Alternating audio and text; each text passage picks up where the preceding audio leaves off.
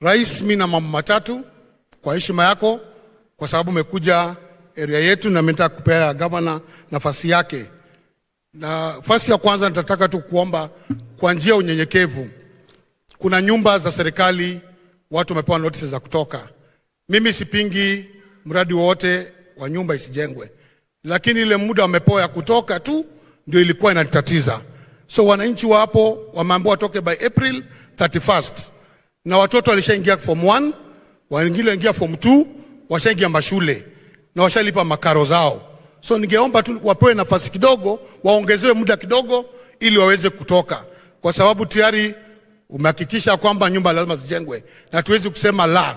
Nasema tu kwa heshima wapewe tu nafasi wamalize mula wao watoke ili waweze pia hao kuonekana ni binadamu, sababu deadline yao 31st. Shukrani yangu ya pili ni kwa Governor Sakaja. For the first time in Nairobi, President, watu wa mtaa wameandikwa kazi. Watu wa mtaani wameandikwa kazi.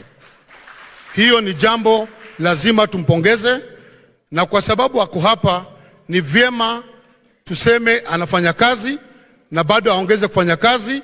Nairobi yote inamsupport 100% kuona kwamba ametimiza ahadi zake.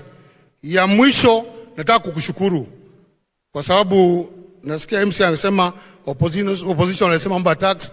Tulisukuma tu tax. Sasa at least zimepungua. Hatungeongea haingepungua. Na hatukuwa tunaongea kwa ubaya. Lazima tusukume rais atupunguzie. Sisi amepunguza sasa. Si makofi kwake. Nataka kushukuru rais kwa kukubali kiongozi wangu wa chama changu cha ODM, Raila Odinga, kumuunga mkono kukuwa chairman wa AU. Sisi kama watu ODM tunasema asante kwa hiyo support unapatia ndugu yako Raila Odinga. Kenya inahitaji kila mtu, makabila inahitajiana, na sisi kama wewe ndio rais wetu lazima tukunge mkono, lazima tusimame na wewe. Bishop amesema neno moja, tukuombee.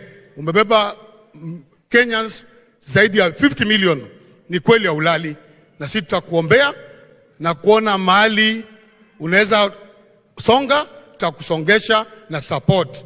Na sisi tunasema tukiona kitu mbaya, tutasema rais, hii ni mbaya, tusaidie tubadilishe. Kwa hivyo hatuna problem kukua kwa upinzani ili tupata hapo. Hatuna problem. Sisi tunasema rais, tunakupenda, hatuna shida na wewe ndio rais wetu na tutakuunga mkono. Kwa hivyo hiyo issue ya kusupport our party leader tumesema asanti. Mungu akubariki. Na pia kwa watu wa Makadara through governor, rais, kuna nyumba za city county ambazo tunaishi ndani. Pia ningeomba governor, watu wana wasiwasi kwa hizi manyumba. Hawajui ni gani nabomolewa, ni gani inaenda. Ningetaka mclarify kwa sababu kuna wale wameishi hapa kama Bahati, kuna nyumba za city county government wameishi miaka mingi na hawajui kama zinaenda ama ziendi. Naomba uwe na mkutano na wakaji wa Kaloleni, Mbotela, Jericho, Buruburu na hapa Bahati. Uclarify tu ndio watu wakue kwa amani. Rais, tunakupenda, karibu tena Makadara na tunakuheshimu.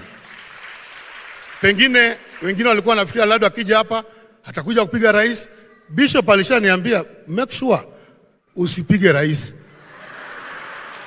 Na mimi siwezi piga rais, hata nikamwambia Bishop hata ungeniambia sina kitu ya kumpiga sahi. Sasa kama ameshapatia kiongozi wangu support, mambo gani ingine? Sio tumetosheka? So rais asante, governor karibu wakati wako. Mungu awabariki.